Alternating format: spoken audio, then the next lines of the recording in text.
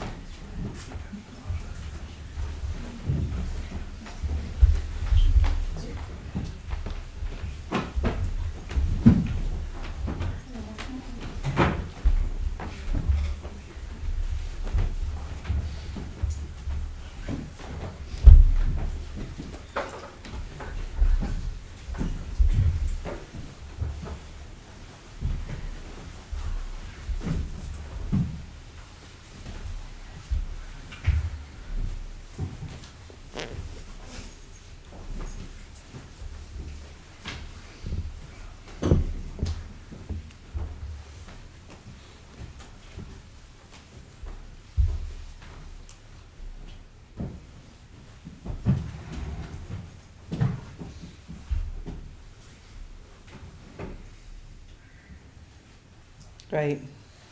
So, very warm welcome from me. My name is Suryagupta, and I'm going to be leading the class tonight. Welcome to all of you, and especially if it's your first time at Dharma Night or you ain't been here for a while. Welcome. So we're going to start with saluting the shrine to begin with.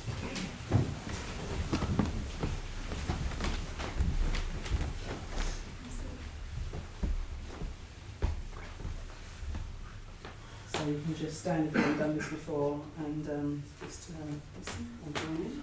It's call and response.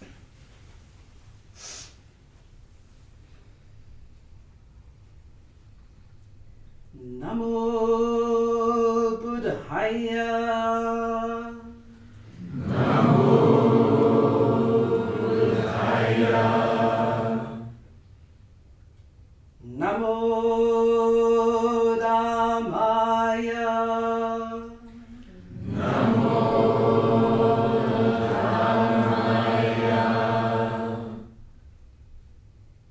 Namo Sanghaya.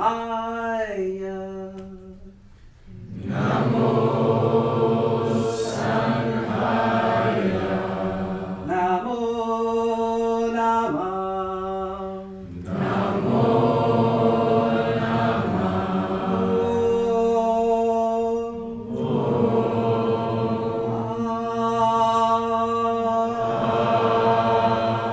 Hum.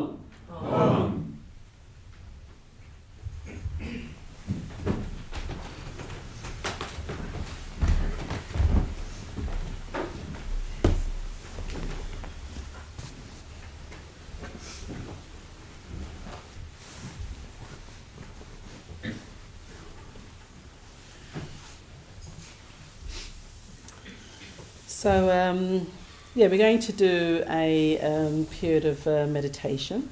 And we're going to be doing the mindfulness of breathing practice to begin with. But just wonder, is there anyone here who hasn't done the mindfulness of breathing practice that wants to be reminded? Okay, cool. I think we're all familiar with it.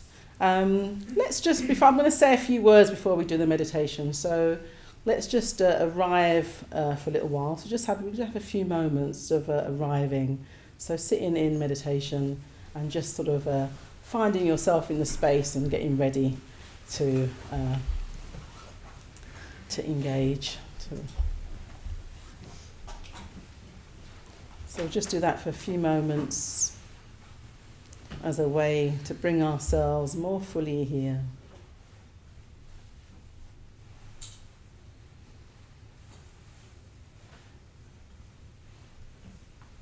Feeling yourself in the room.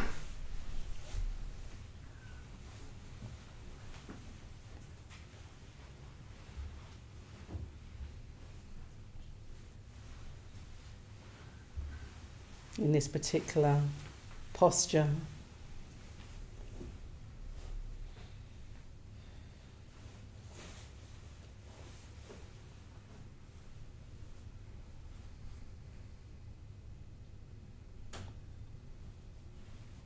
Recognizing the journey you've made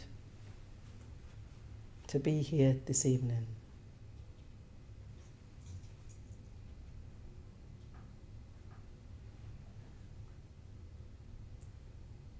The practical journey.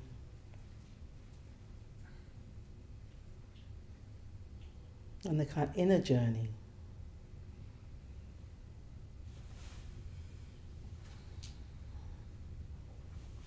Deciding, choosing to spend your time engaging with practice and with community.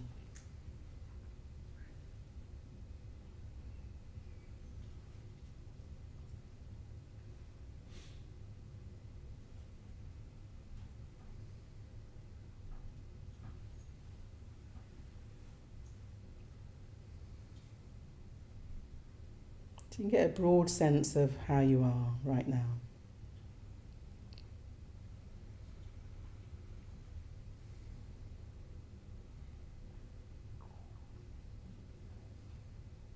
as you sit here, taking in the space,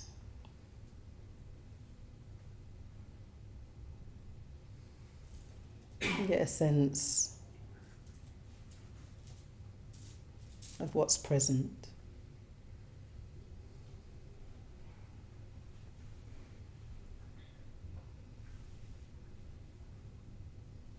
Physically,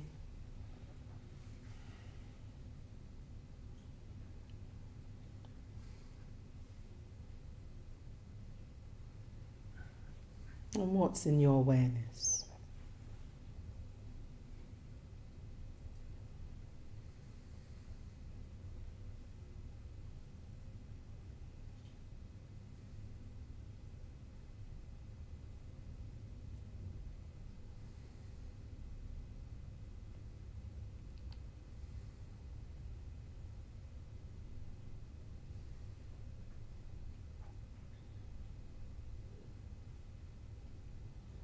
And as you're easing into your support, cushion or chair,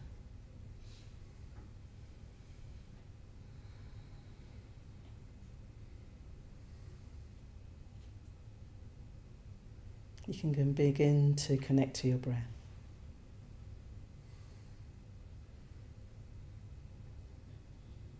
Just noticing it's there.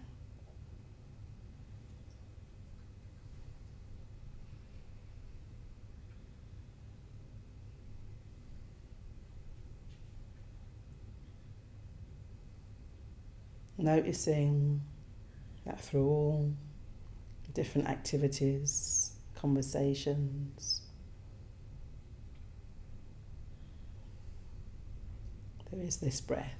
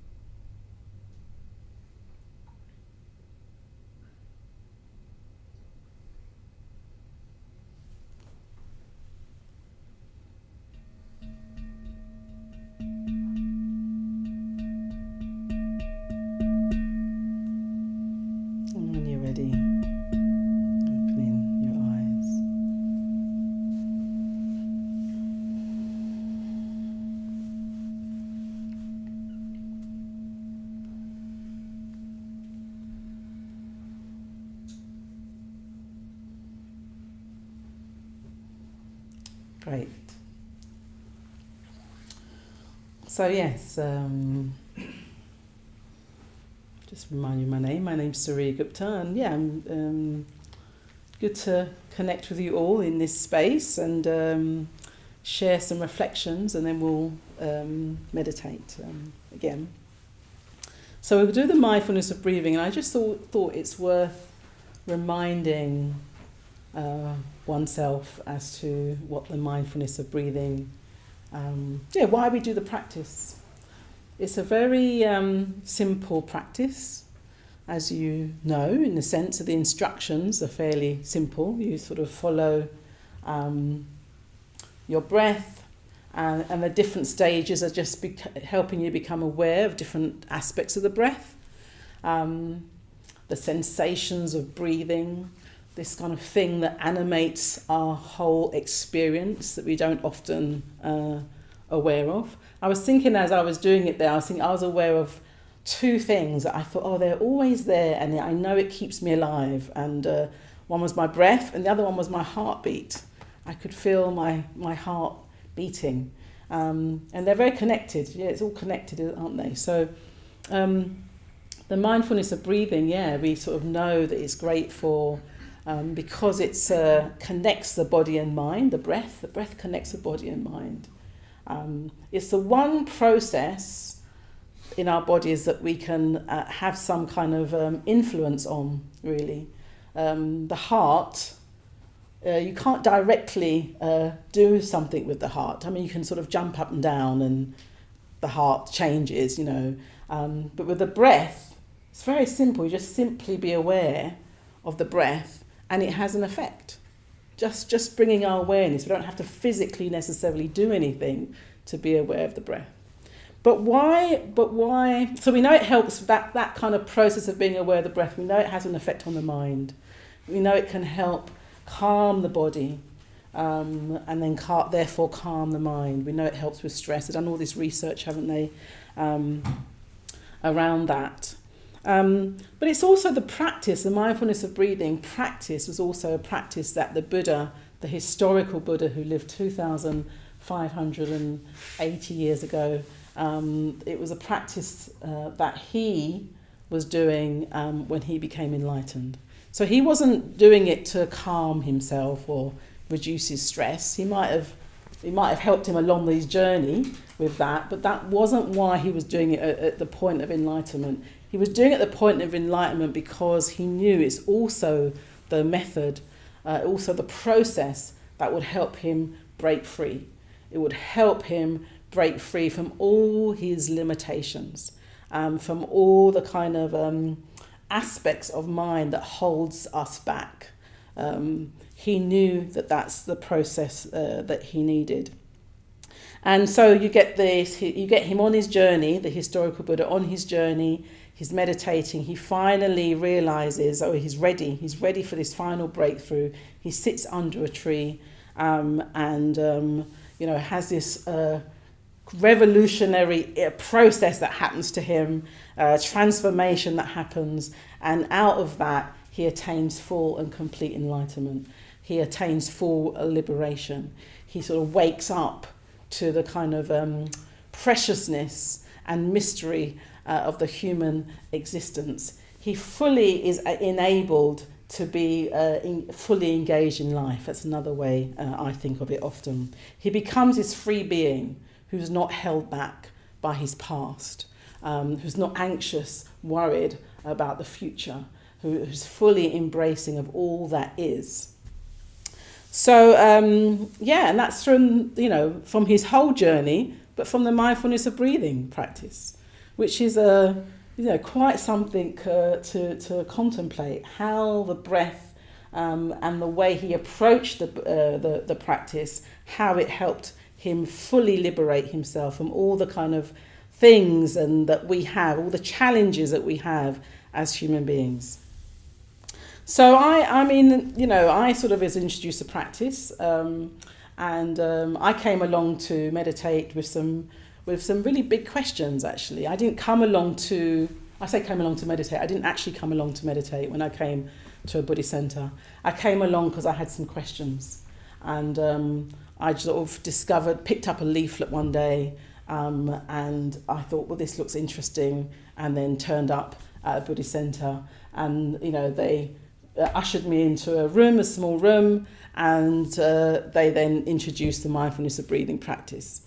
And I remember thinking, I don't know what this practice has to do with the questions I've got. The questions I had, I'd been on a bit of a journey trying to understand myself, trying to understand why I'd, everything would be fine in my life, and I'd be like going along quite happily, and then something would happen and I'd sort of fall into, lack of confidence, or I'd get into a conflict, or it was just felt like, why do these things keep happening? And I knew, in fact, I was held back by my experiences, my past. I knew that they were there,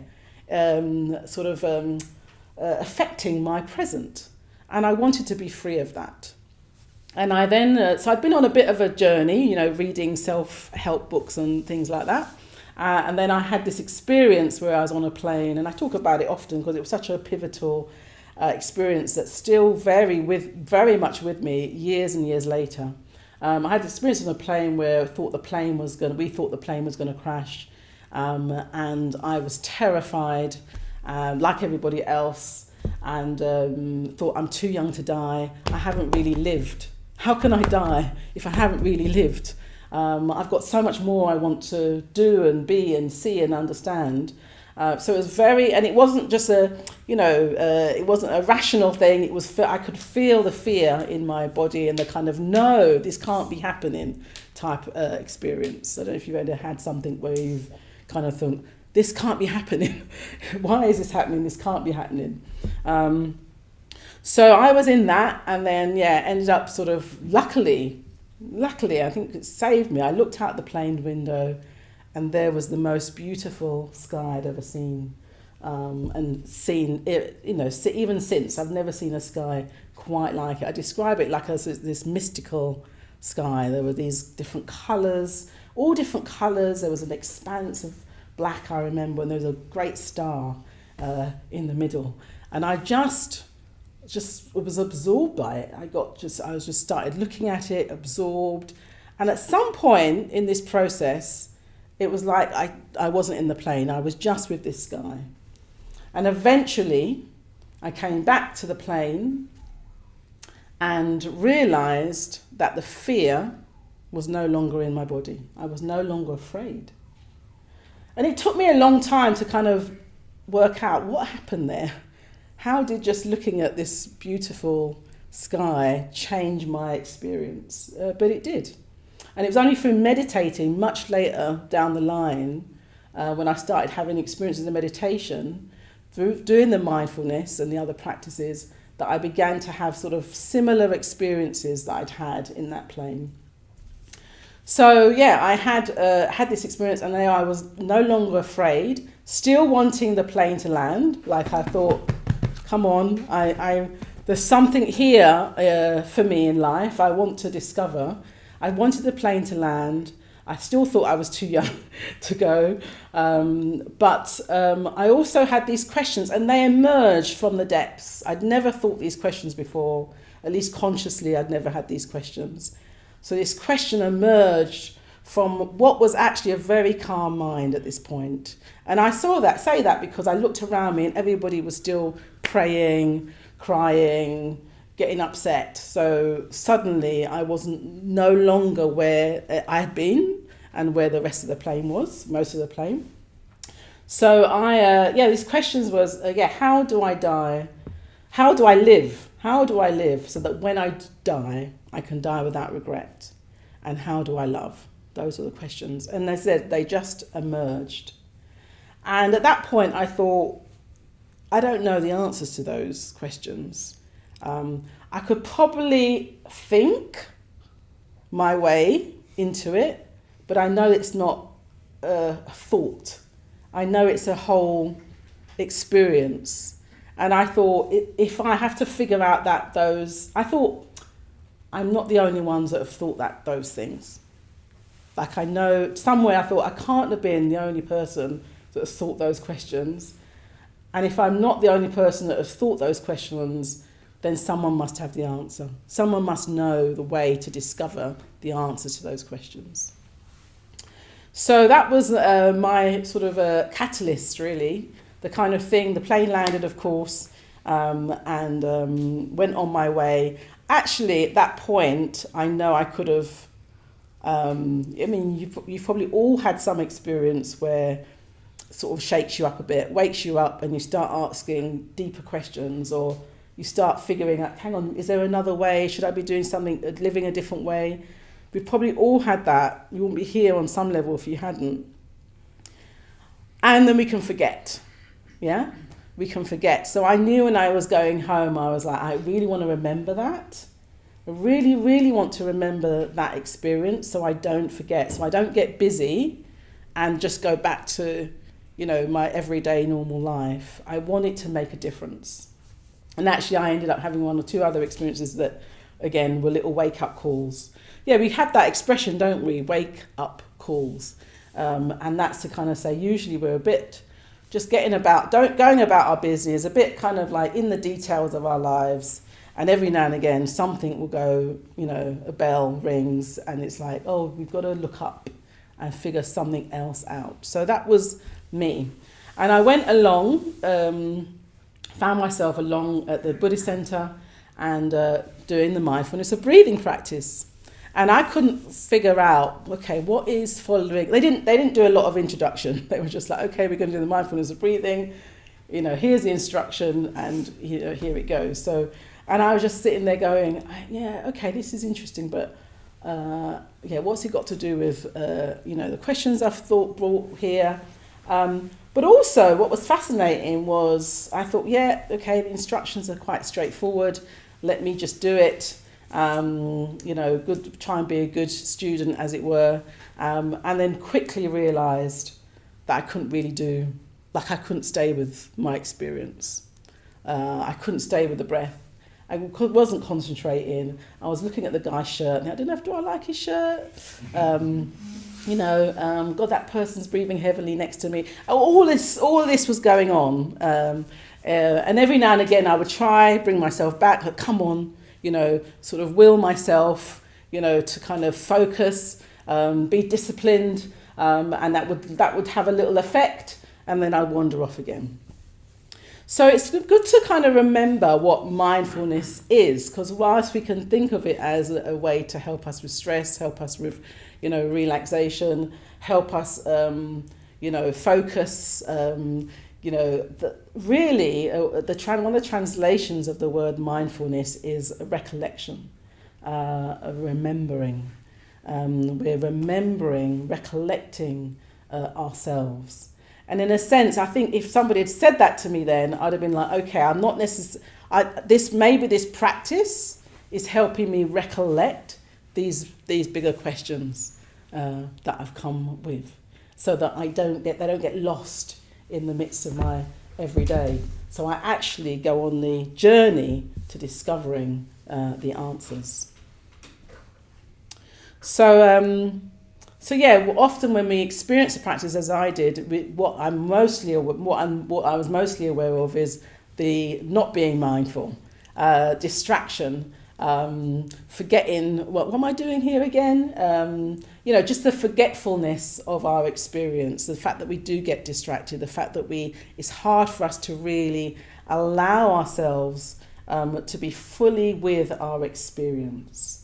That is what you'll most likely encounter, certainly in the early days of practice, and it continues, in different degrees as you journey.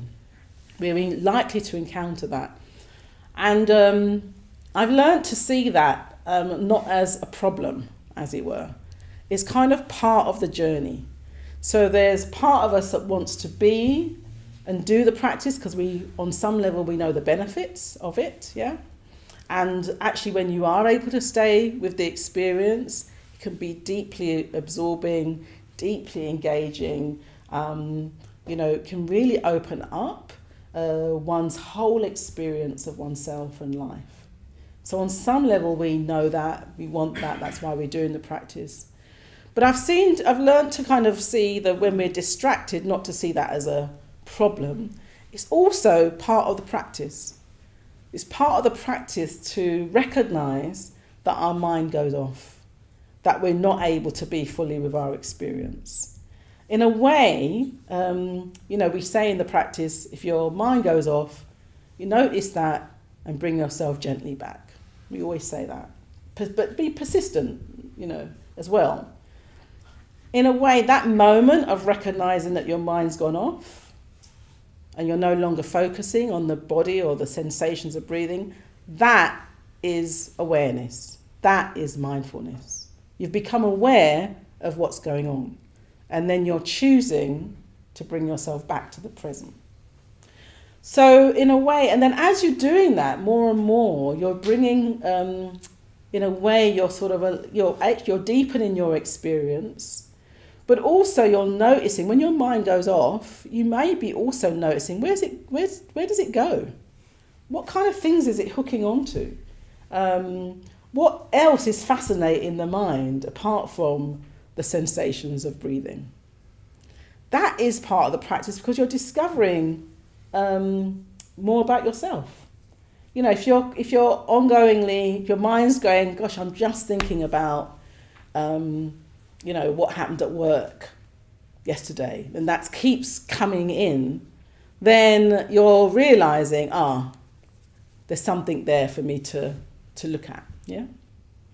And if we can sort of, rather than go like, oh, I shouldn't be thinking about that, but more like, oh, okay, that's where my mind keeps going, if it's habitually going there, then it's like, you know, you want to respond to that with some kind of openness, with a sort of recognition, with empathy, with, actually, yeah, that was a bit of a difficult moment at work, wasn't it? So it's still playing on my mind. And I'm trying to, I don't want to really think about that, but it's there. So rather than try and push it away, we recognise that, give it some empathy, some openness, and then choose to come back to the practice. When we're doing that over time, with the different areas of our life, over time, we're just becoming more aware of ourselves, and then able to bring more aspects of our experience into the present. Yeah. And then we're able to fully engage with more of us, because it's quite a thing that we don't bring all of ourselves to a task. We're sort of doing one thing, but our mind's somewhere else. Have you ever, I don't know if those of you can drive and then find yourself at your destination and no memory, like you were somewhere else, yeah? Any kind of routine task, we're not really fully there. Sometimes we're not even fully there in a conversation with somebody, and sometimes even in an important conversation with somebody, we can still be like, you know, and it's kind of like, when are we going to fully embrace and be wholehearted, you know, in our experience? Yeah, that's what we really want. When we are, you've probably all got an experience where you've been really fully engaged. It's actually really satisfying. It's deeply fulfilling when you're very fully present. So the mindfulness of breathing over time, by recognizing, encouraging ourselves to be with the present, recognizing where our mind goes off, particularly if it's habitually going a certain place, recognizing that's an opportunity to sort of think what's going on there. And you can do that in the practice, but you can also do that off the cushion as well. So it might be, okay, I'm going to bring myself back from thinking about that right now. But actually there's some reflection to do outside of the meditation that will help me work with that area. Yeah. So we're going to meditate now, and the invitation is to do exactly that. Bring yourself back. Notice where your mind's going. Bring yourself back with gentleness, persistently, with friendliness. And also recognize when you are present and allow yourself to experience that.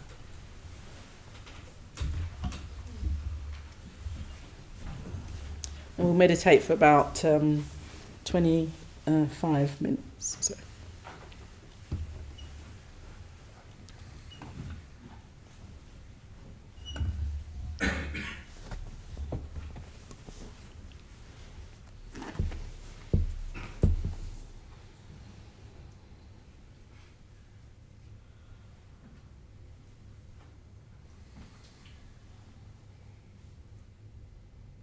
So starting with a brief body awareness. Noticing the weight of your body on the cushion, chair.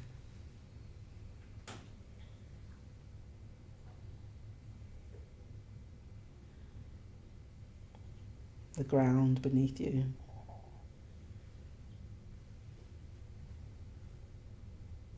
Holding your weight.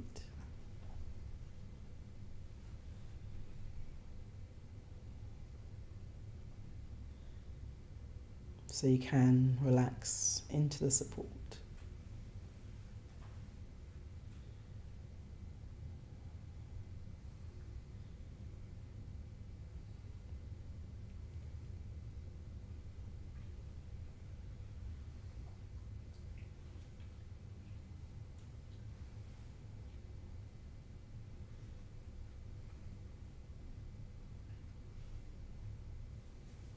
And gradually tune into the breath.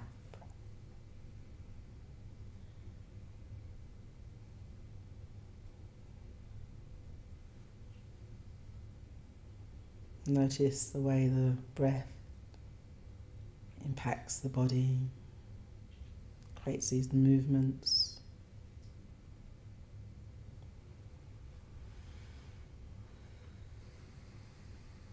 Notice the rhythm of breathing in and out.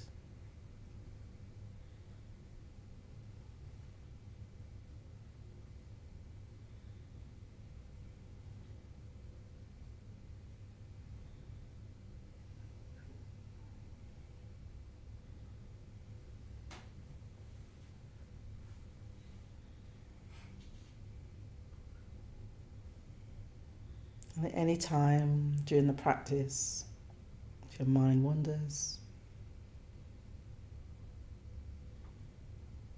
notice that it's a moment of awareness. You can choose to come back to the present, to the body, and tune back into the breath.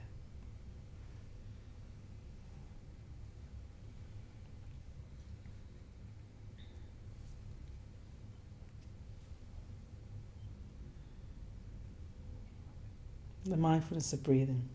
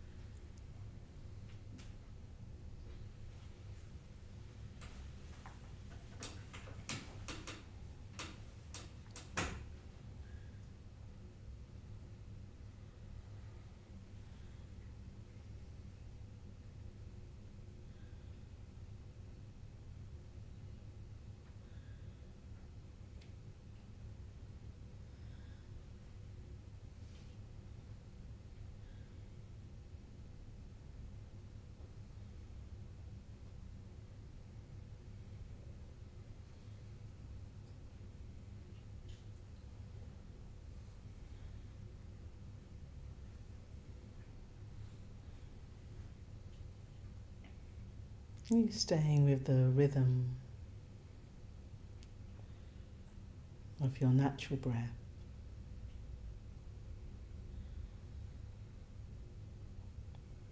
Each breath unique.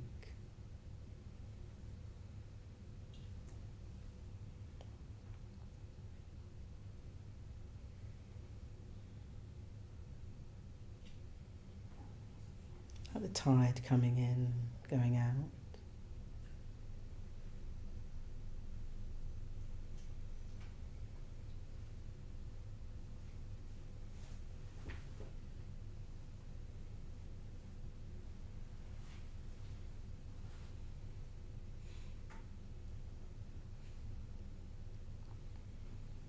See if you can stay, be absorbed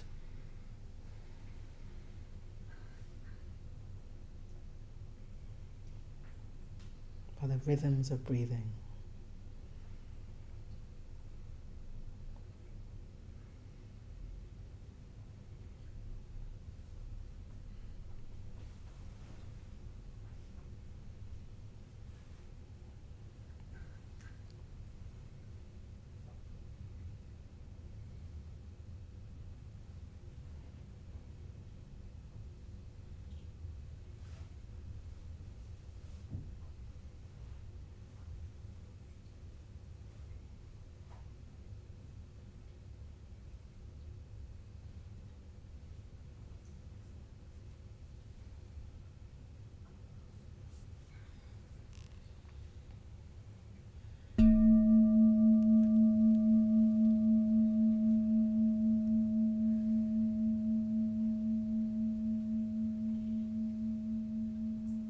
Being aware of where air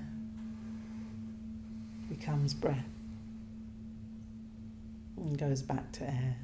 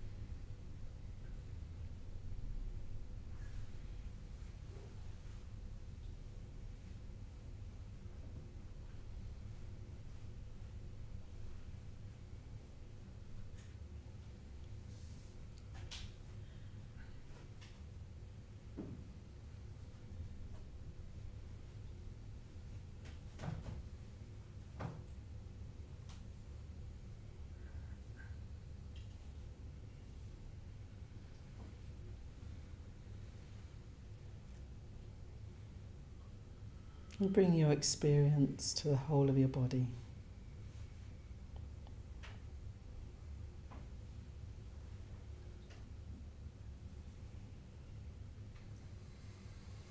Noticing the movements of the body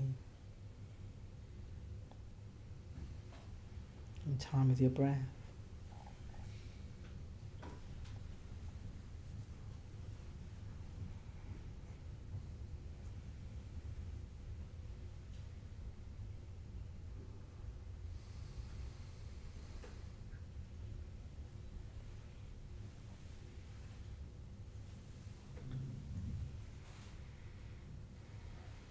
And then letting go of your efforts to be aware of the breath.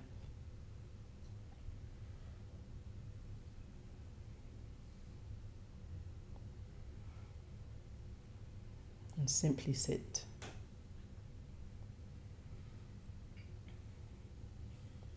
Being with your whole experience.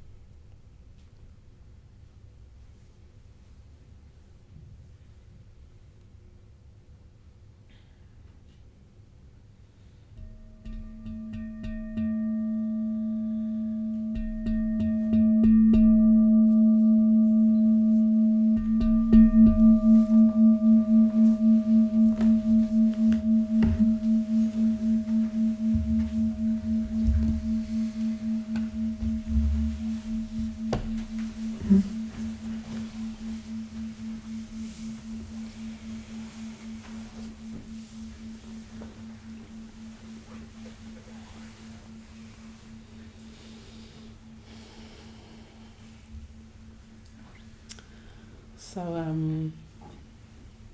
our theme for tonight is Transcending the Human Predicament.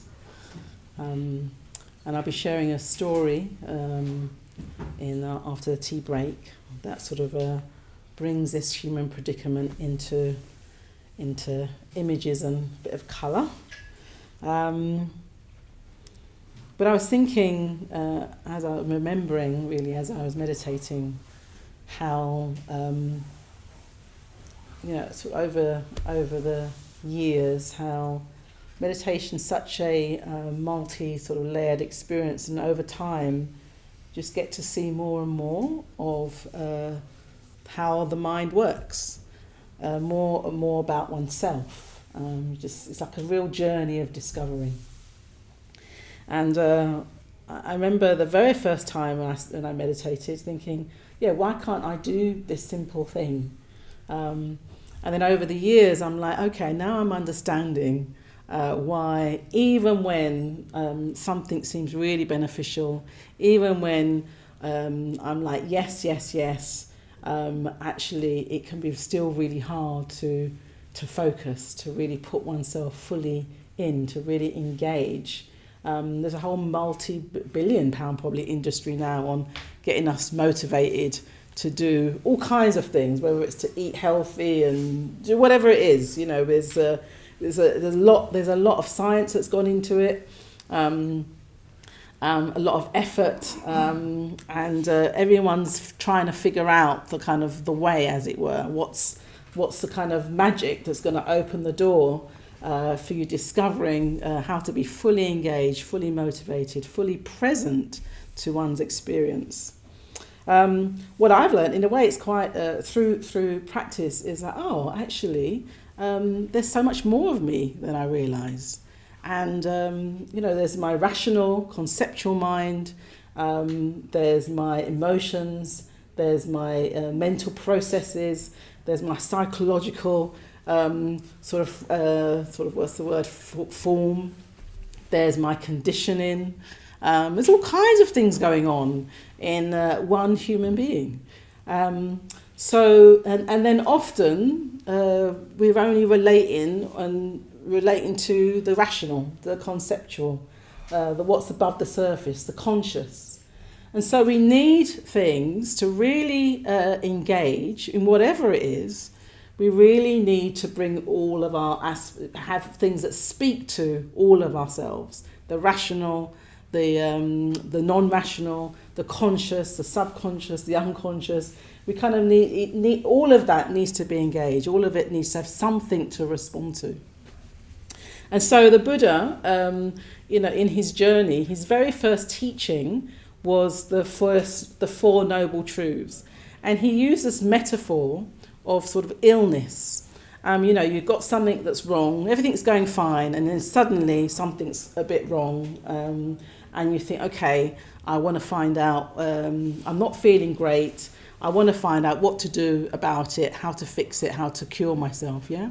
He used a metaphor of illness, and that really is his first major teaching, the Four Noble Truths. So it's a teaching that appeals to the rational. We can sort of understand it. It basically says suffering or uncertainty is woven into a life. It's part of the experience of living. Uncertainty is just how it is. And so rather than us thinking that we're doing something wrong all the time, and we just haven't figured it out, it's actually, that is just the nature of things. And the image he uses, the word is dukkha, and it translates as suffering, but it really does mean this sort of things that doesn't quite always work, yeah? The sort of imperfections of things. So, and the image is of a wheel that sort of like on a chariot or on any vehicle, and the wheel's not quite, it's not quite on the, not quite right, ill-fitting wheel, yes, an ill-fitting wheel.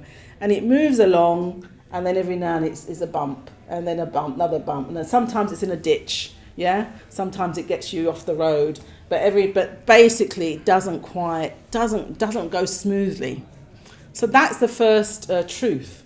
In a way, that's the illness, yeah? If you metaphor of the illness, that's the illness, the kind of fact that the wheel doesn't quite work, yeah? There are these imperfections and uncertainties just woven through our life experience.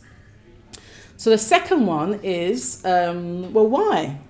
Why is it like that? Why is suffering woven into life? Why is there this inherent uncertainty, inherent discomfort that's there? And he says, well, there's a cause. There's a cause for this. So this is the diagnosis. This would be the diagnosis, right? This is the reason why it's happening. And what is the cause? He said it's greed, hatred and ignorance, unawareness. We just don't know some things about our experience, yeah? And if we don't know, we can't then respond appropriately, yeah?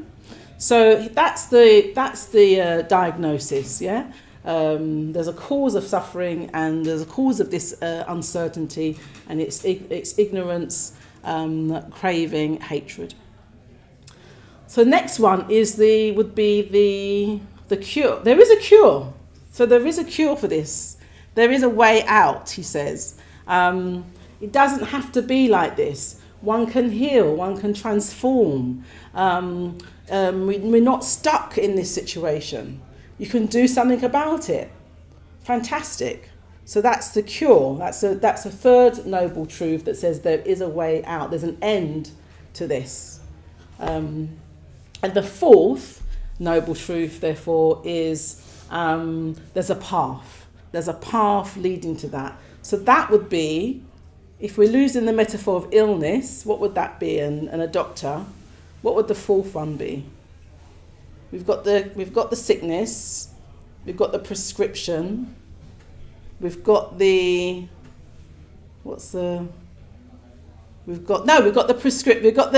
come on, help me. We've got the illness, we've got the diagnosis, we've got the cure, that's the third one, and I just gave you the fourth one, the prescription.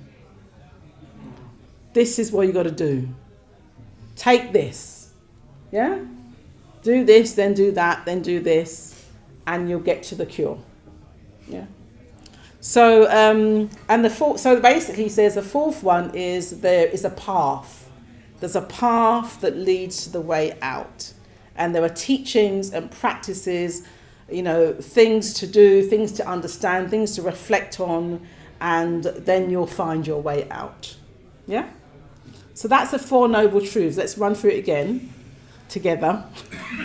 So the first is suffering is woven into life, yeah? That's the sickness, if you like. The situation we're in. That's another way of thinking about it. What is the human situation? The human situation is there's joy, there's beauty, there's wonderful things, yeah? And we all want to grow, we all want to have a great experience, but it doesn't always work like that. Yeah, we hit bumps, right? That is a human situation. The second is the cause of it, yeah, which is the diagnosis, yeah. There's a reason that happens, and actually, you look at any real pain that you've been in, or look at any situation going on in the world, and you can diagnose the three of those things. One of those will be there somewhere along the line, yeah. And then there's the way out, the cure. There is a cure. We don't have to stay with it, yeah. And then there's the kind of, well, this is what you've got to do. This is a path leading to that. Great. So that's the Four Noble Truths. And we'll be, in the story, we'll be kind of seeing how that sort of plays out in the break, after the break. But before we get to the break, just in threes, I'd like you to just think about which of those noble truths you feel are really relevant to you, right now, that you can relate to, either relevant to you or speak to you most, that you can relate to, and why. So which of those noble truths you think, yeah, I get that, and if none of them, if you like, don't quite get, talk about that then, yeah? Mm-hmm. If you like, don't quite speak to me, because remember, it's a concept. It's a concept, so let's do that for a few minutes. So get into threes, and yeah.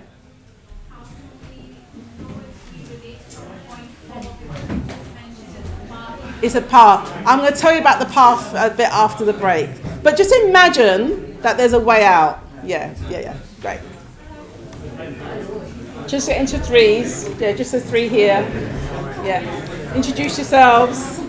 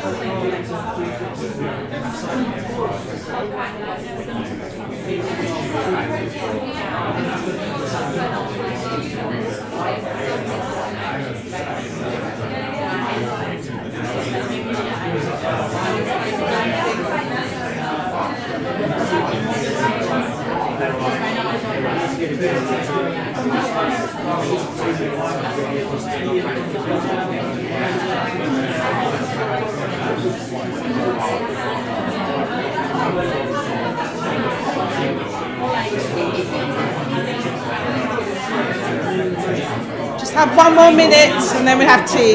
Yeah.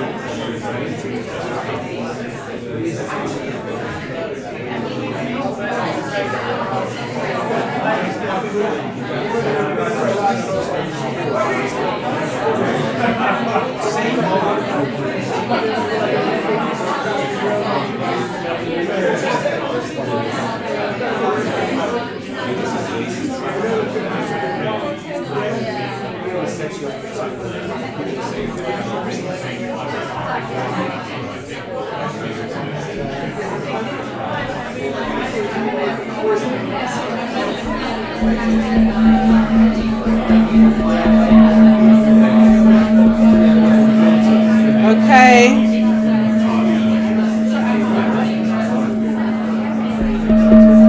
Let's pause. We'll have time for this in after the break to talk more and to continue if you haven't. So let's go and have tea now, and then when we come back, I'll share the story and we'll get a bit more into the kind of human situation and what to do about it. Yeah, great.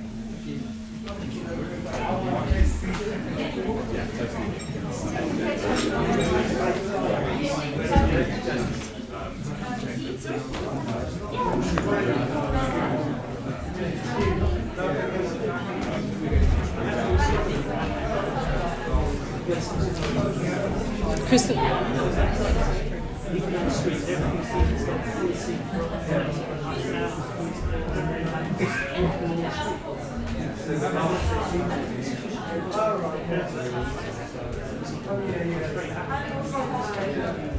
Kristen, Sarah? Oh, sorry. Do you know how to do the aircon?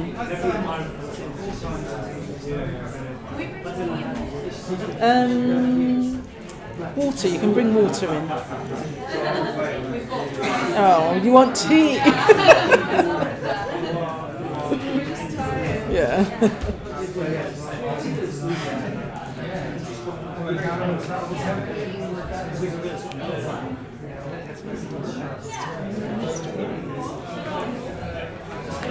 I'm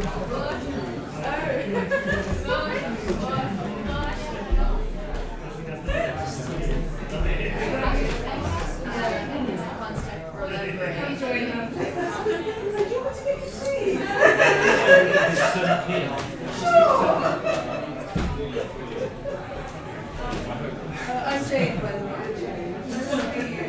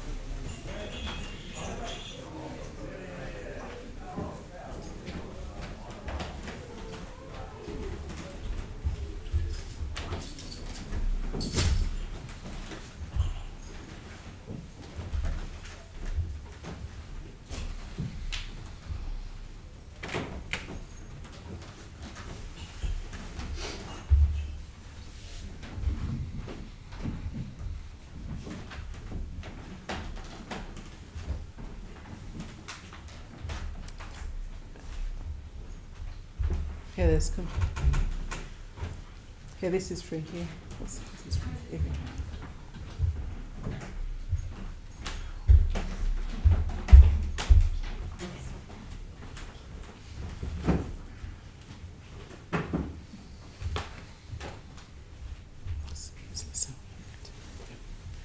Okay. So, yeah, great. So the story is it's from the White Lotus Sutras, this ancient text, and it's called The Parable of the Burning House. So, once upon a time, there was this great man. I sort of see him as an elder, sort of statesman type man, and he had this great mansion. Hi, come in.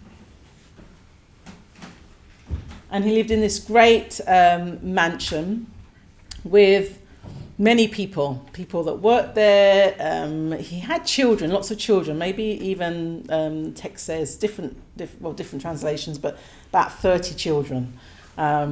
So there would have been some wives as well, I'm sure, there. So, but basically, many beings in this house, and this mansion. I see it as a kind of mansion with many different levels as well. There's a kind of upper levels. There's a basement. There's many different aspects, facets of this great house, and he's inherited this house. I think he's inherited this house, and as a result, it's actually becoming quite decayed. You know, it's kind of falling apart. This house, it still works, but there's all kinds of issues that need to be fixed in this house. So.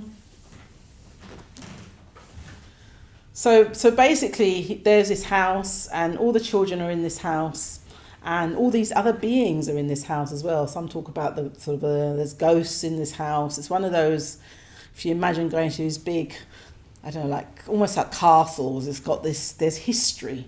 He's inherited it. There's history there. It's decaying. It still kind of works as a house, but it's not a. It's not. There's a lot going on in the house. So anyway, the children are in the house, and they're playing. They're really engaged in all these games. And the statesman, he comes and goes from this house. Like, he knows this house really, really well. He's really familiar with it. He knows it's insecure, if you like. He knows he can't. He knows it's old. He knows it keeps needing fixing. He knows it's never going to be perfect, this house, yeah, because of the nature of it. He just knows that, and he comes and goes. Anyway, one day, this house catches fire, and the elder statesman, he's outside the house, and he can see what's going on. Remember, it's a huge place, and he really oh my goodness, he needs to get everybody outside of the house. So he calls to them, you need to get out, and this is the way out. There's this one particular door that's the best route out the house, or the route out the house. You need to get out the house.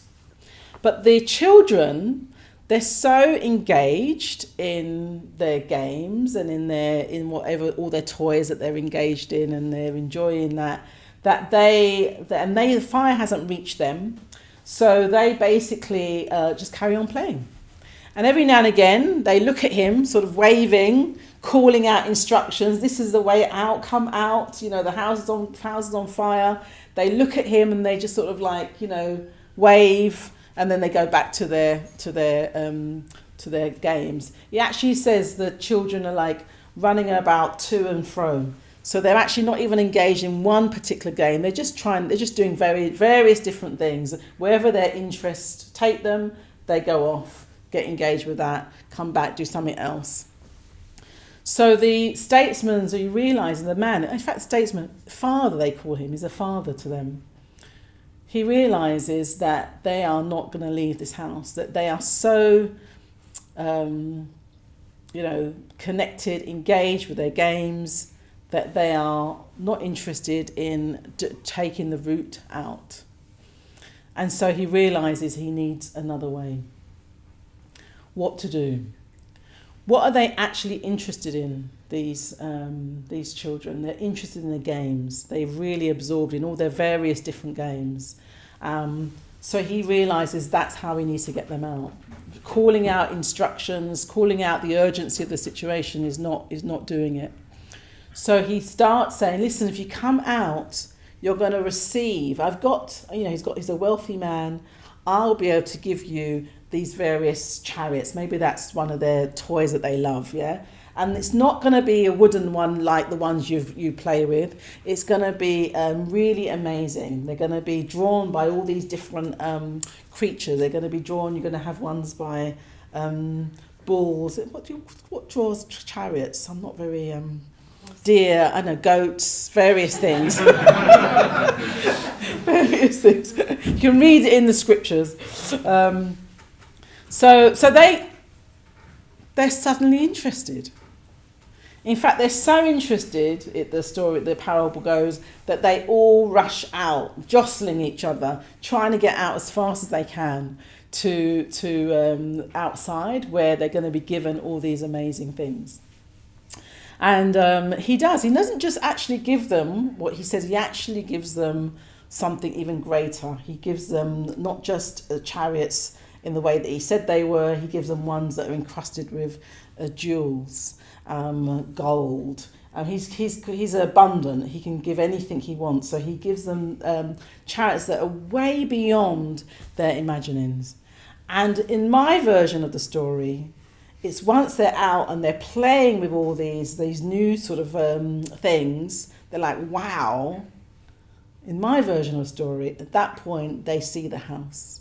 They look back and they realise the sort of crumbling nature of it. They see the fire and they see the parts of the house being engulfed. And they realise then, what they really escaped from. And they have great gratitude to the Father for helping them escape from the house using this sort of skillful means, yeah? And it's using this skillful way. So that's the parable, that's the story. It's one of those stories where in some ways it doesn't have lots of scenes and dramas. It's basically, you have the house, you have all the people in the house, the nature of the house, you have this father comes and goes, understands the house, and then you have the children absorbed in their games and the fire starting and the father trying to get them out and them not paying any attention, and then until he realises he needs a different way, and then they come out. So let's unpack that. What's that mean, and what's it got to do with us and our lives? Yeah, and in fact, this story, the parable of the burning house, I see it as relating to our individual lives. I see it relating to collective. I see it the personal. I see the global. It's all in there in this parable. So let's start with should we start with the house then? Oh, no, start with the father. Who is the father? What did you see? Yeah. Yeah, he's the Buddha. Right, okay, good. So the father's the Buddha. He's the elder I use the word elder statesman because that suggests somebody wise, yeah? He's lived a long time. He's seen it all. He understands the nature of things.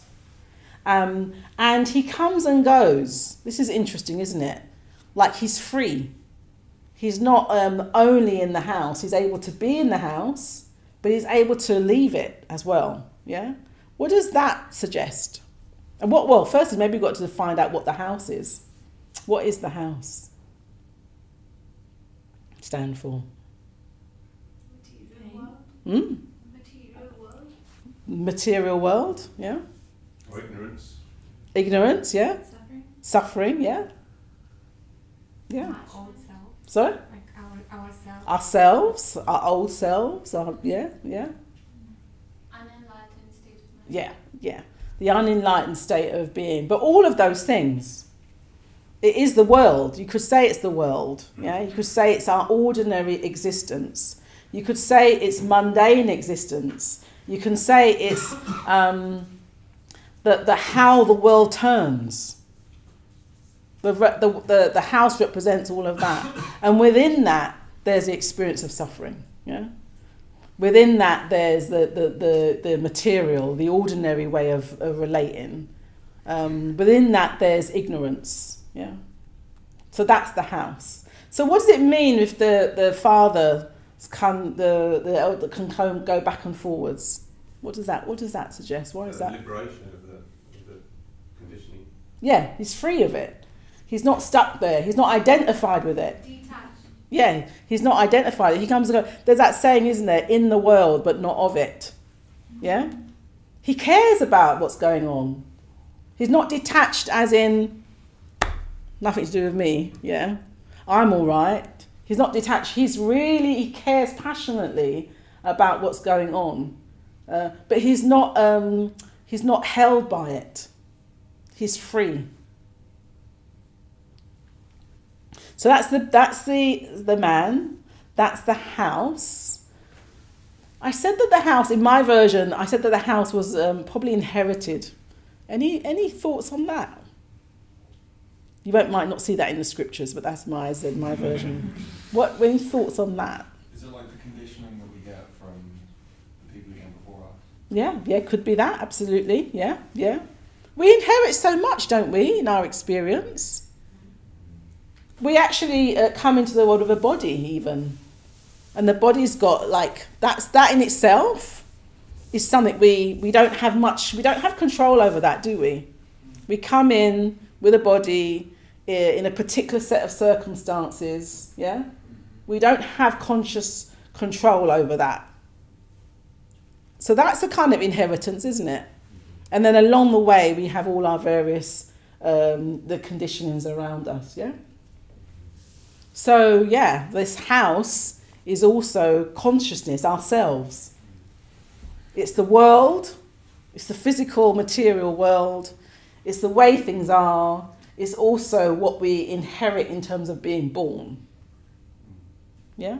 We also have some karmic inheritance as well. Exactly, there's karma as well. We haven't got time to go into karma today, but you can see that as an inheritance. Karma is all our past, yeah? And actually in the parable, it describes lots of, it says there's ghosts, but it actually describes all these other kind of beings. And in my version of it, there's these different layers of the house. You've got the kind of lofts and the kind of turrets, is that what they're called? Those kind of, the heights.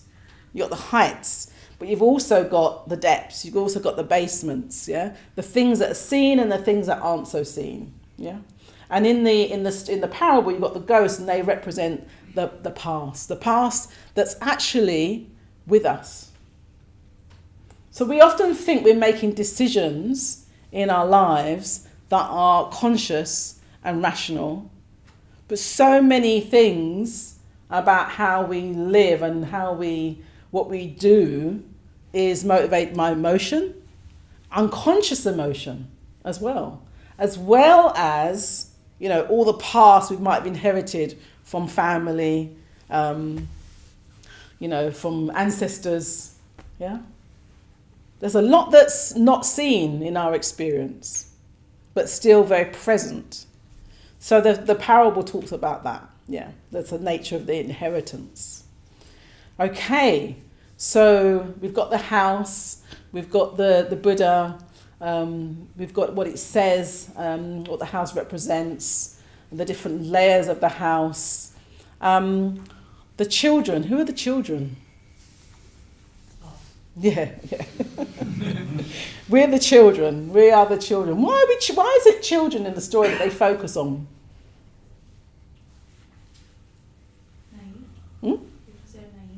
Naive. Yeah, they don't know certain things, right? There's potential to grow.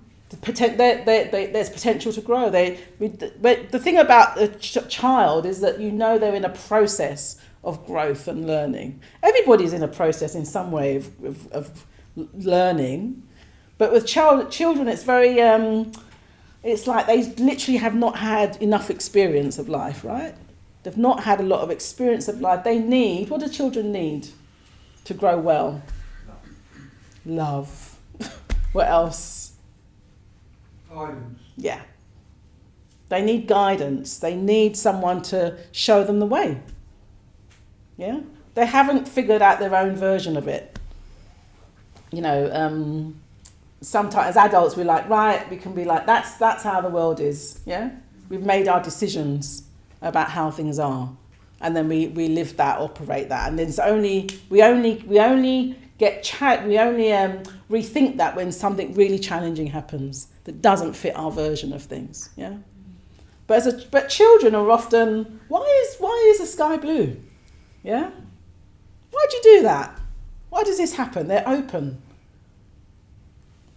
Maybe they're open. So they need guidance.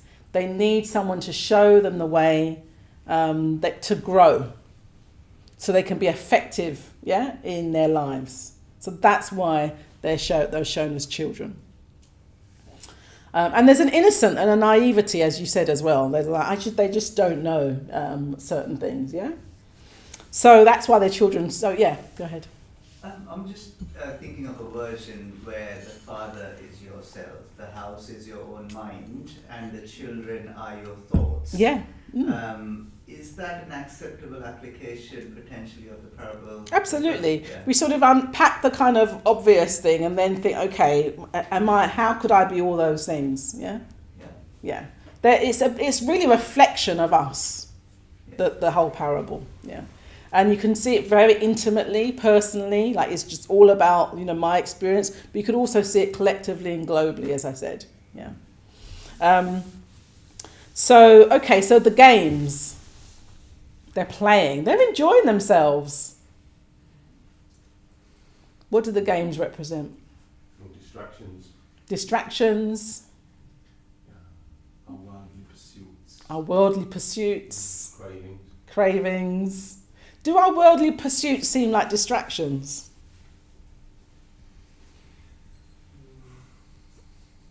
Do we actually relate to them as distractions? Some of them, a lot of them.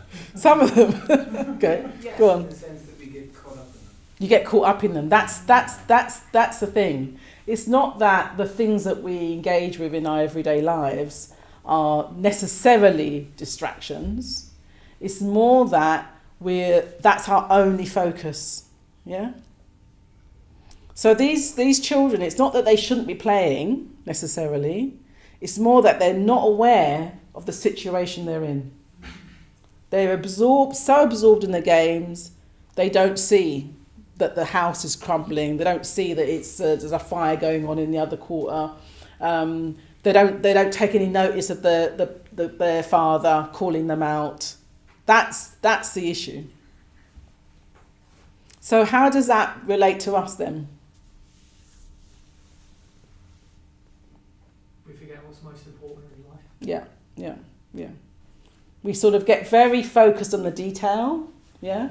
And that, it's like you gotta earn money, you gotta live, you wanna relate to people well, you gotta look after yourself. There's all these things, like Kusla Sara was saying in the break around.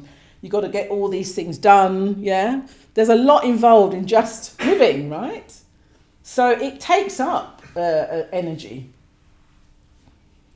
So, but the difference that what we're saying here is that if that's our only focus, if that becomes the whole meaning of things, we're fully absorbed there and we don't see the rest of what's going on around us. And if we don't see the rest of what's going on around us, we don't see that, actually, this house isn't so, it's crumbling here and there, and there might even be a fire going on. What does it mean for us? What does that mean for us, the fact that we're so absorbed? Why is that a problem?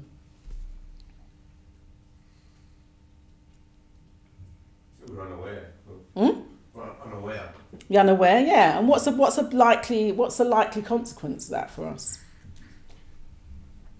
Die in the fire. Hmm? Die in the fire. You die in the fire. Yeah. I mean, that's the thing. The Well, suffer. Yeah. Increase our suffering. Yeah. You know, make our situation worse. Yeah. It's like what we're not aware of is that the fact that because we're so absorbed, we're enjoying it when it's enjoyable. Yeah. When things are going well, we're like, or we're trying to make things go a certain way. We put all of our energies there. Yeah. And then the bump happens. Yeah. The things don't work out. The relationship ends. The job becomes difficult. You know, whatever it is. Yeah. And suddenly that's when suffering really, how did this happen? And how am I here again? And then it's like we don't necessarily have the answers or resources to respond to that. And then things get really difficult. We don't have the context. So what children should be focusing on? What should they be focusing on? Yeah. Rather than playing. Yeah.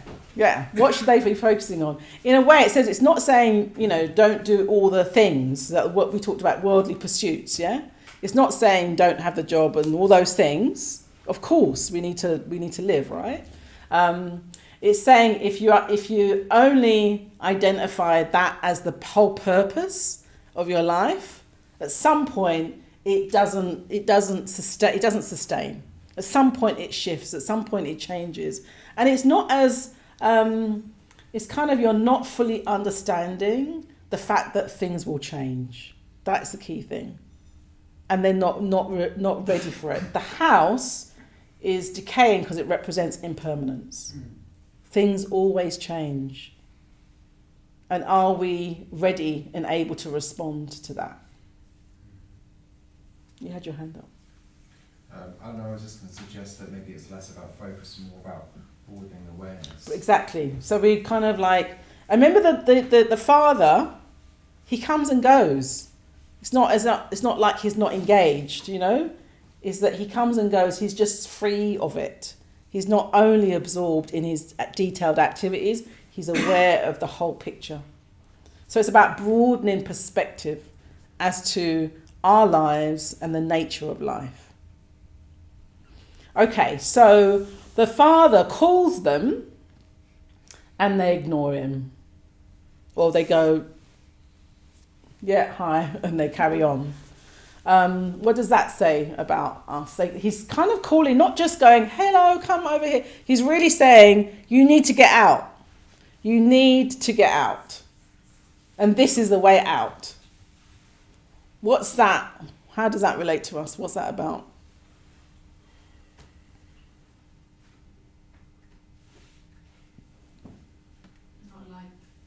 Not liking to be told what to do. Yeah, might be. Remember, he's the enlightened one, the Buddha, and we're the children in this. Like, Sometimes you might suppress difficult things as well. Yeah. Yeah. Is it the teachings? Yeah. It's kind of like, if we come across the teachings of the Buddha, it's kind of like there is a way out. The Four Noble Truths, that's what it says. That's on that level. We could go, okay, there is a way out. How do we respond to that when we hear that? Yeah. So I was thinking also, why doesn't he go and get them one by one? Like, there's just too many. Yeah, that's a good bit of the story, yeah. So I also thought, it's also up to us, to this agency that, like... Yeah. to do. Yeah, that is part of the story, that he could go, right, oh gosh, I need to get them out. Let me get them, I could get them one by one. I could literally forcibly go, right, come on. But they have to want to, in a way, they have to, there's too many of them, for one thing. It's an urgent situation. They have to learn how to do this. And he's able to give them the instructions, yeah. So for me, the kind of like ignoring it is something about, sometimes we're so absorbed, it's hard to take in the teachings, and actually we want to do what we were doing. Yeah, we want to carry on our lives and our things often the way we are. It's actually not easy necessarily to change. Yeah, can sound great and be like yes, but actually deciding to go, you know what, I need to do things differently. I need to broaden my awareness. That takes some effort. Yeah.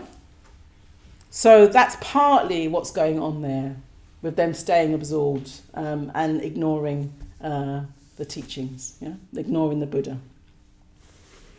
So as a result of that, the other thing is we're just habituated.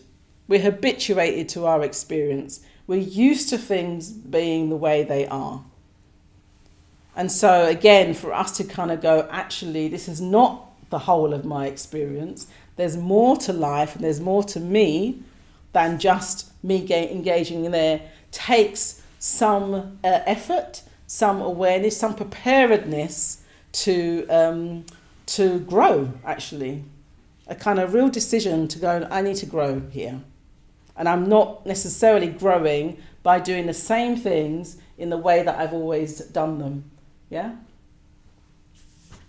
So he then he realised this is not going to work, that we're very habituated, even addicted to, attached to the way things are in our lives, yeah? We think this is all there is as well. He realises he needs another way. So he tells them there's this much more, you're playing with those games, you're playing with those toys, maybe they're wooden little carts or something. I've got some really amazing ones you can enjoy. Much better than those, so come out. So what does that shift in his approach suggest? Is it showing the kind of motivation for the kind of enlightened mind? Yeah, basically. He's kind of helping them. He understands them. Maybe he even understands them individually. Maybe he even sees that, oh gosh, this person needs this and that person needs that and that child is like that and they need this, yeah? He recognises that this is also the thing about we're much more than our rational, conceptual mind. We're driven by emotion a lot of the time. We're often connected to our desires, yeah? Our desires really have quite a strong effect in us. Whether we meet them or not, they're there, yeah? So he's like, he needs to respond to them in a way that moves them emotionally. It means to touch into what they feel they need. What feel that they feel they can go, yes, I want that. Just telling them about, you're gonna, it's gonna be uncomfortable at some point. It's gonna be, is not doing it because they don't want to hear about suffering. They want to hear about the fire because it's not touching them right now. So maybe it's never going to. Maybe that happens to other people, other situations. Yeah. So that doesn't work. But what does work is. They're connected to their desires. They want to enjoy themselves. They want to be engaged. They want to meet the thing that feel for them is important, which is games, playing. So he says, don't worry about those wooden carts. Don't worry about that. We've got some amazing, much more beautiful. You can have anything you want. In fact, I'll give you that much better than that. And yes. But our brain is designed always to look for pleasure. We're pleasure. That's craving. Craving. Yeah. That's absolutely craving. We have things that we want, and that we move towards. And as I said, whether we get them or not, that's not often the point. The point is we want these things. And we think they're going to satisfy us. We think that's all that we need. And it's only in the pursuit of it again and again and again over time, with reflection as well, with the teachings and practice, you think, well, maybe ultimate stuff, ultimate pleasure, maybe ultimate fulfillment isn't in promotion at work. Maybe it isn't there. Maybe I can grow through work. Maybe I can learn, develop, but maybe that's not going to meet the deepest stirrings of my heart. Maybe the deepest stirrings of one's being is not in any one external thing. Maybe the deepest stirrings of our being come from realizing more who we are and what life truly is. Maybe it's in this process of growth, following a path that actually we become who we sort of, for me, I often think I had this inkling that there was so much more to me and so much more to life than I saw even around me.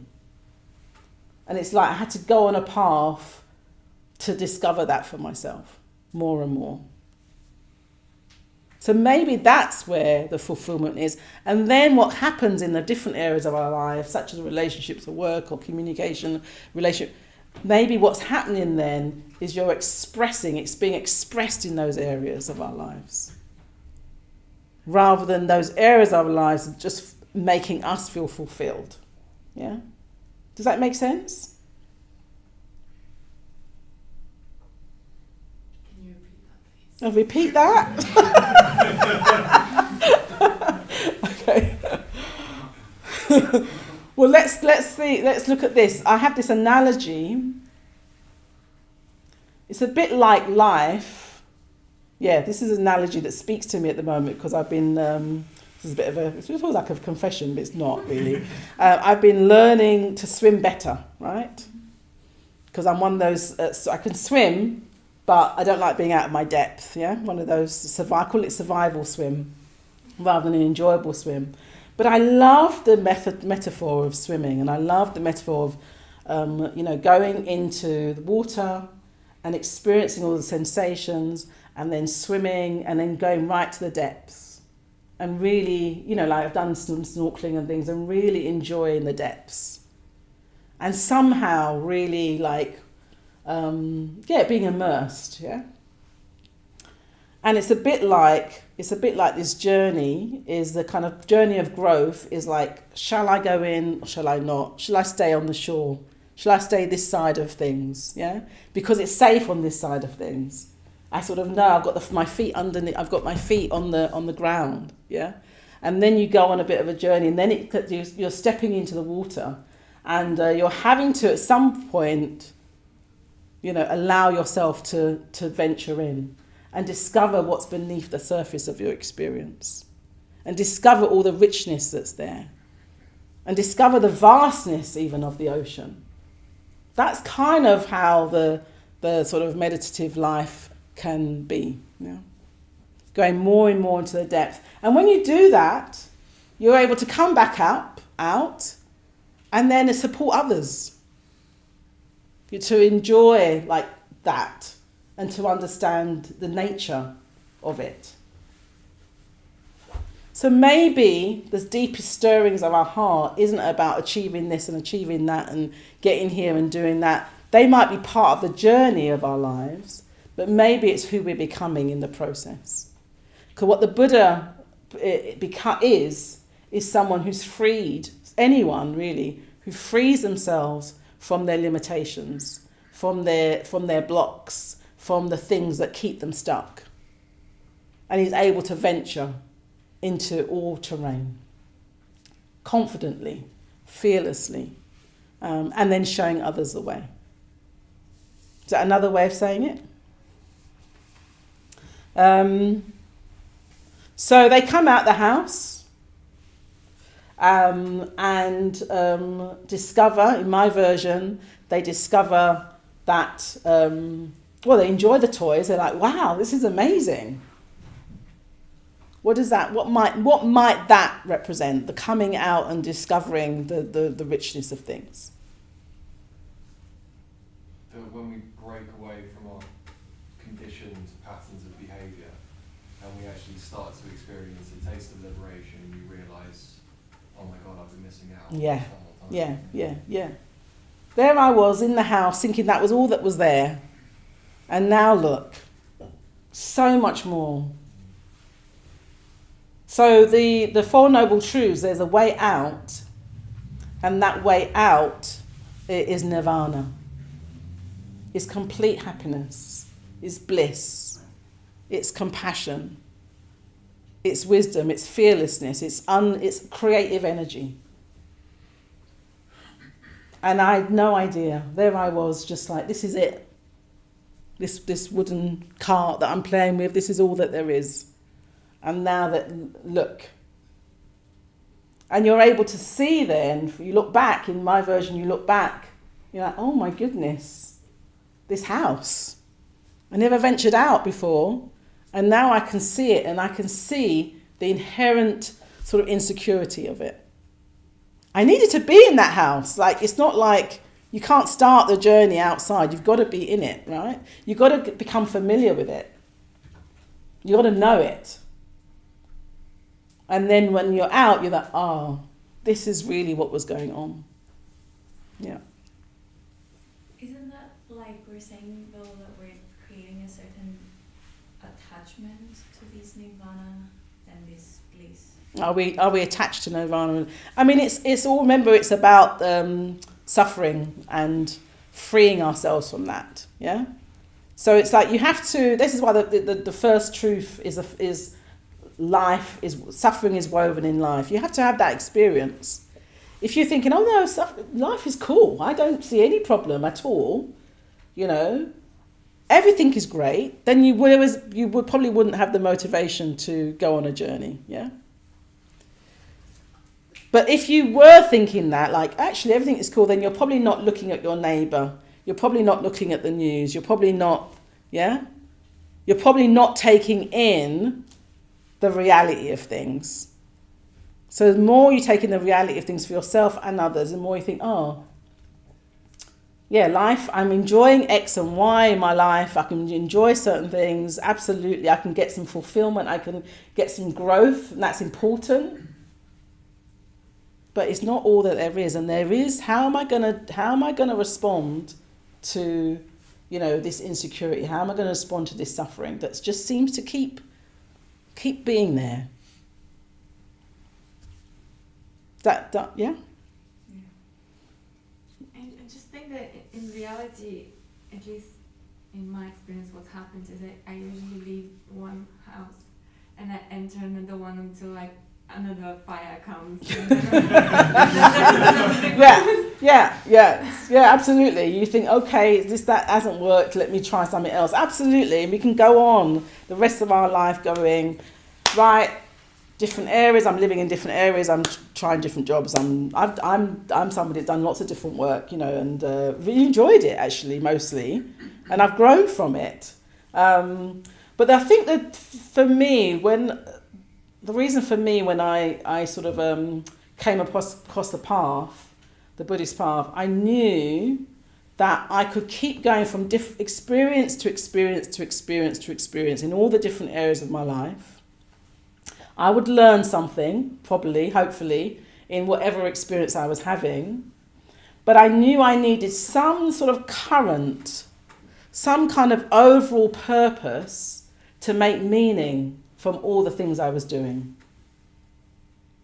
That if I just went from experience to experience to experience to experience, it's like, where's the kind of, where's it all going?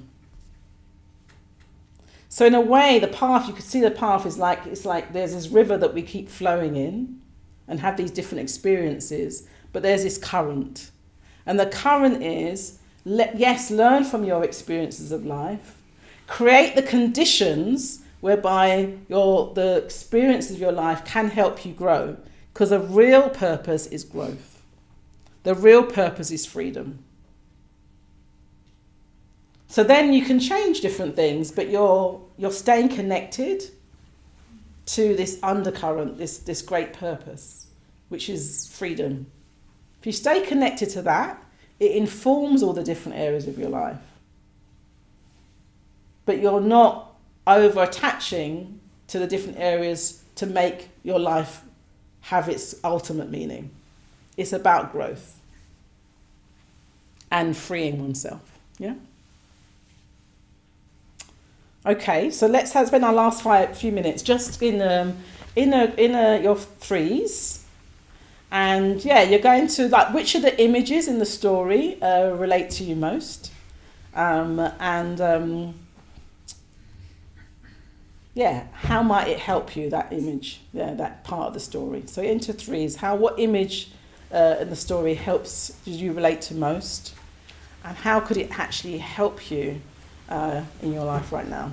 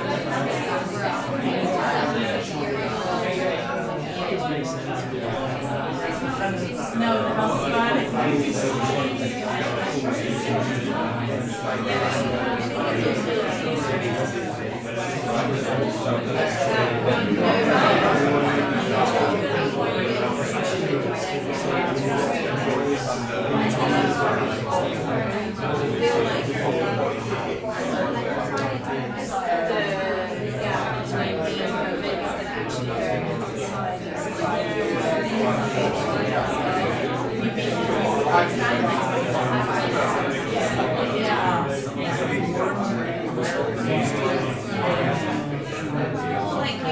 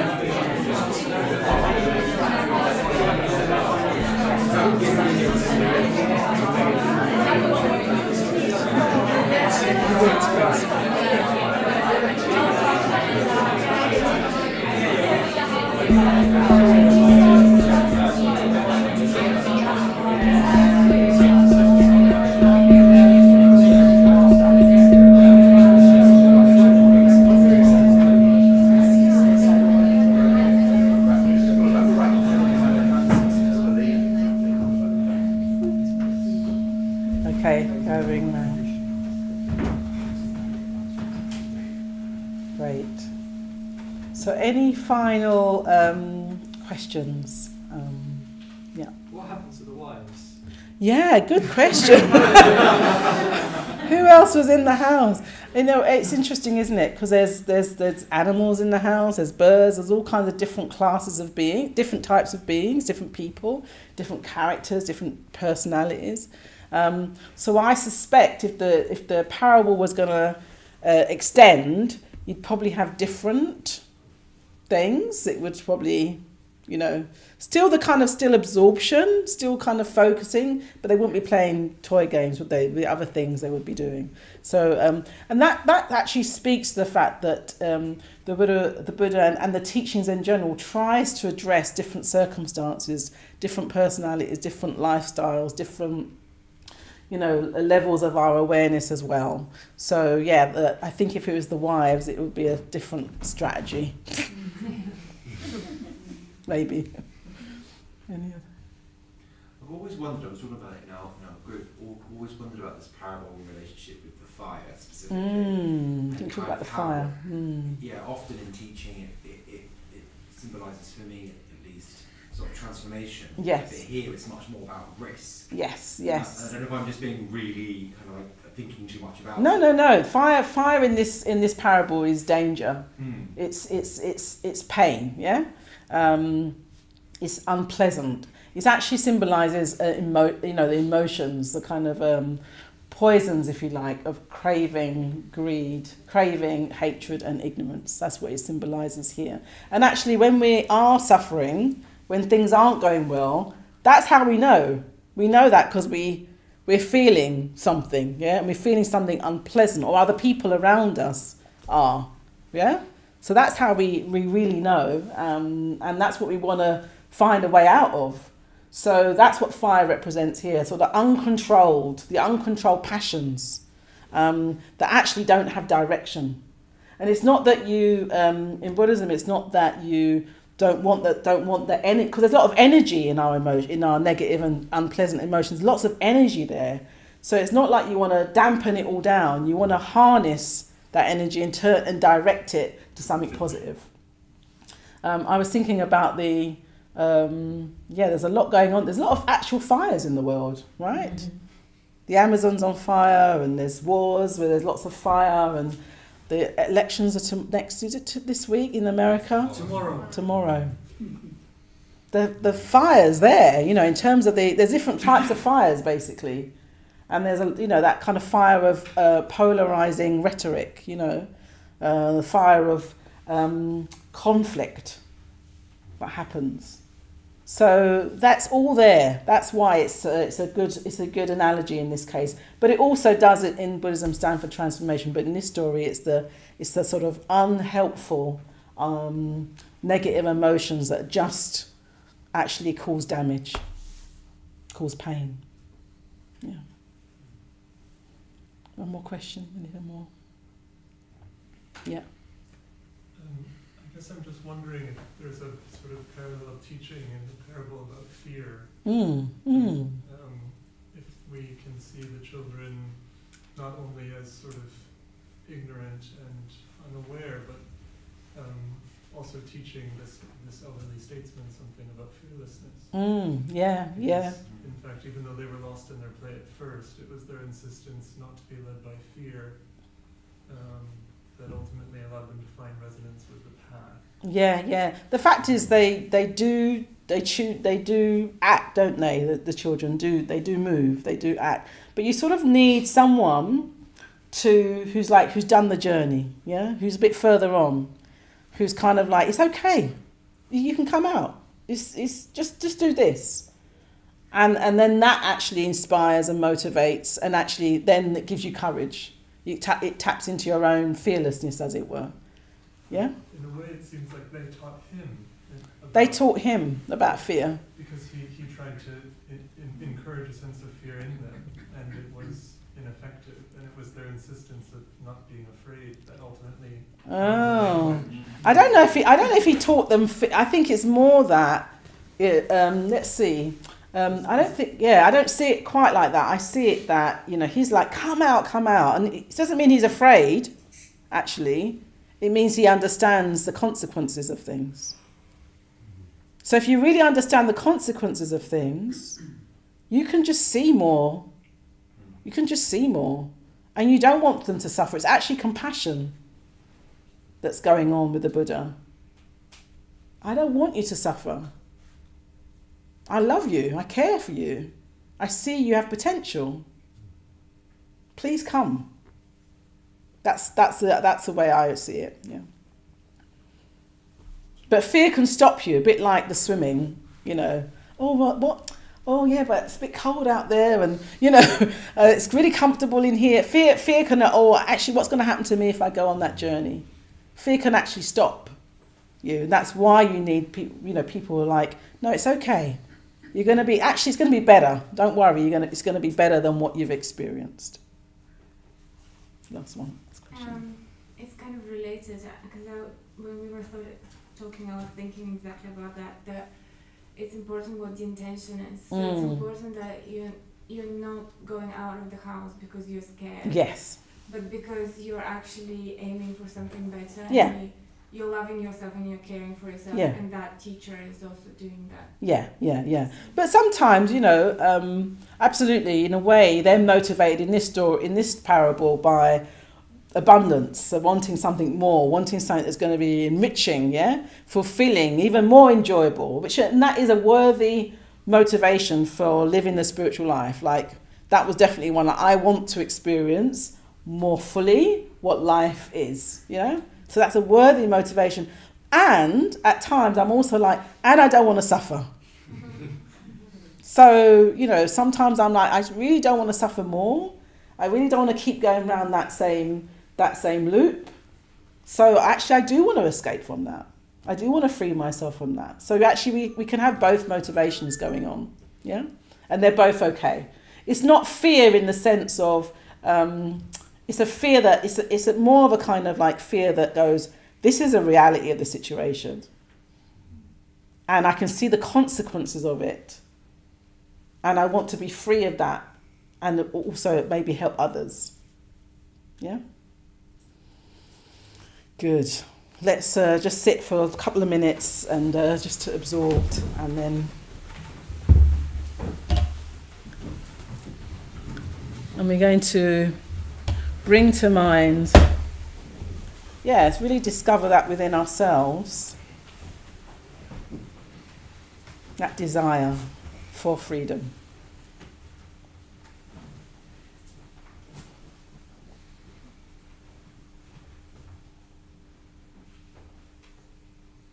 And then wish that for the world.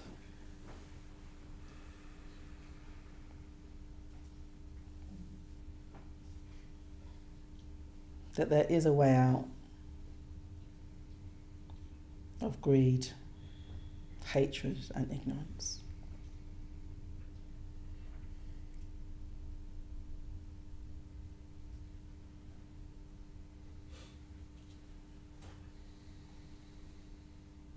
There is a way to bliss, compassion, and wisdom.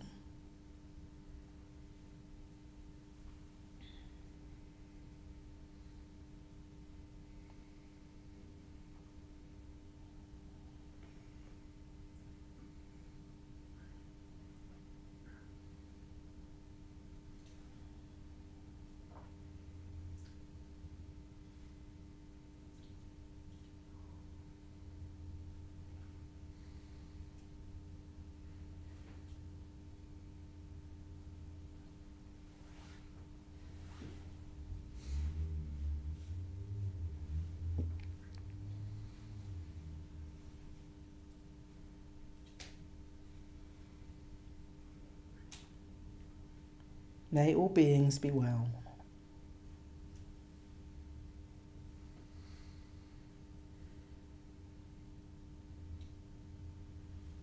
May all beings be free from suffering and the causes of suffering.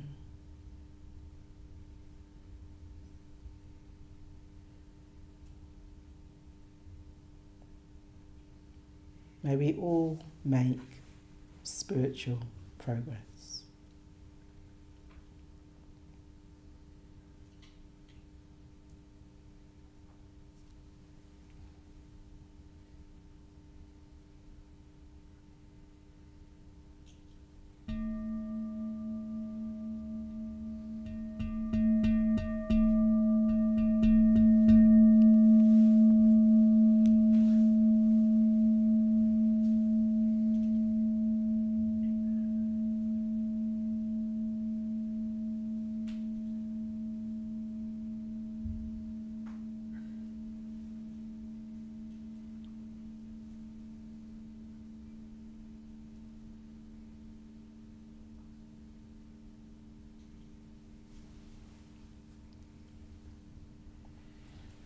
Thank you for sharing practice this evening. Your cushions away.